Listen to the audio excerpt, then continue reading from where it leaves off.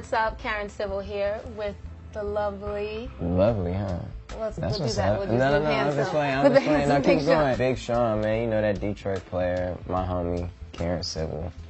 She's crazy. So let's talk about it. Second album, Hall of Fame. Tell us just like the process it's been going through that first to the second one now. I don't know if it's an actual process, but for me, it's just I wanted to talk about a lot more things on it. You know what I'm saying? I wanted to like be a vessel of Detroit. I feel like all these issues be on CNN, but half the people I know don't look at CNN, feel me? So I wanted to make sure that I remained a vessel that, you know, address some of these things. Well, I'm a dreamer too, so it has an inspirational feel. You know, I'm somebody who manifested from starting at my mom's house to buying her house in a few years and buying myself stuff and, you know, making it happen. Speaking of Detroit, you know, filing for bankruptcy, how does this affect you?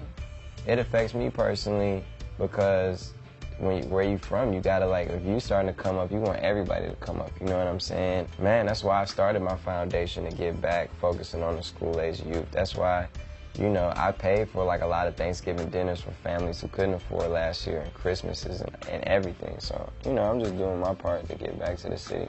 I know you said you recently went back. You know, a few weeks ago there was a picture that emerged of you and Eminem in the studio. Was that in Detroit? Yeah, that was in Detroit at his studio in Ferndale. When I went there, you know, me and him talked for a couple hours before we even did any type of music stuff. I played him Hall of Fame. He was like, you know, at first he was like, man, I ain't got time to hear a lot of songs. So I was like, all right, well, you know, I'll play a couple if you don't like them. You know, just let me know and I'll skip them. I ain't trying to waste your time. And he ended up listening to the whole thing and was like, damn, man, you know, just impressed. And we definitely working on some stuff. And you'll hear some Big Sean, Eminem, I assume sooner or later. So how did you figure out for this album what songs or what features would make the cut? Basically just like what songs made sense as far as being cohesive. And then there were songs like Control that we were fighting so hard to get on there, but they just, for some reason, the label wasn't getting a response for the sample clearance in time. And they were like, man, this is the only song we waiting on, this is the only song we waiting on. And they was like, well, you could just hold it for the next one.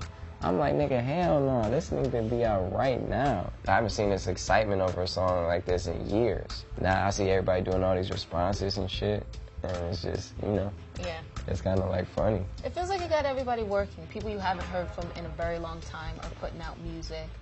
So this was actually, you know, something that the culture needed. Yeah, I think so. And I'm happy I was able to make that play. And like, I really worked hard to make them calls happen. Like I was hounding everybody to like Jay-Elect and do your verse, Kendrick, do your verse of this shit, man. It's gonna be like tight. So, you know.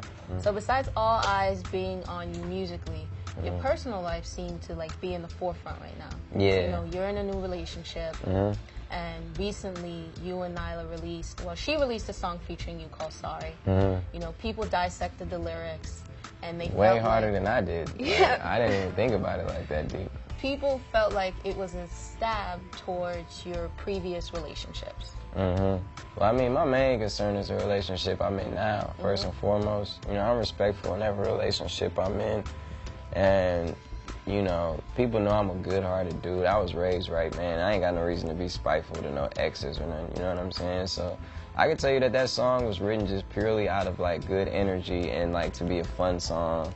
And, you know, so that is what it is. So Brittany, somebody who, you know, you had, I guess, ties to, people are connecting you to, past girlfriend, kind of, you know, went on her Twitter and basically said, you know, spilled out her frustrations, how upset she was. Have you reached out to previous girlfriends who may be under the impression that this record may be towards that? I don't know if she's chasing anything or like trying to get attention.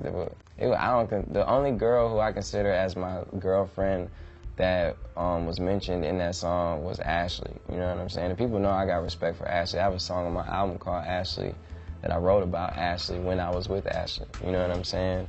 So I think a lot of girls are just looking for like, I dated him for a week and, you know, he was talking about me. Like, come on. Like, that song is not about none of my ex-girlfriends, man. I'm an honest dude. If it was, I'd be like, yeah, hell yeah it is. But it's really not, man. So we can clear it up and say, sorry, it's not clear about it up, and if anyone girls for you. popping up saying that it's about them, they just looking for that light, man. So speaking of Ashley, you know, you guys were together when you recorded the song for her. Why did you keep it on the album? Like, is this closure for you? Why would I take the song off now just because I have a new girl? I mean, I wrote it about Ashley. It's a good song, so I'm not going to change it. Did she get to hear the finished version yet? Nah, she never got to hear the finished version, so, you know, I haven't talked to her either. You know, like I said, I'm focused on this relationship I got going now and making that right. So then let's talk about good music. So the group itself has been in a little bit of a shuffle. So Kid Cudi left, Hit Boy decided to leave and depart and do his own thing. We can't get a date for Pusha right now. You know, Kanye's last project, some people got it, some people didn't. And it feels like you and 2 Chainz are on the forefront, just really holding down this flag. Yeah. For good music. On the song First Chain, was me, Nas, and Kid Cudi. And Kid Cudi did his verse to that song after he left Good Music. And at the end of it, he said, "Good music forever, nigga." And he was like, "What?" Like, you know what it is. And basically, we a fam, you know what I'm saying? And sometimes business shit, like, doesn't work out and things get tangled up. But through it all, we all brothers. And we all just trying to, like, push culture forward and make rap better and quality, you know? Just like how MMG adds a certain quality, just like Young Money adds a certain quality, good music adds a different quality. What's up? This is Big Sean. I'm kicking it with Karen Civil, man. This is Civil TV. You know that.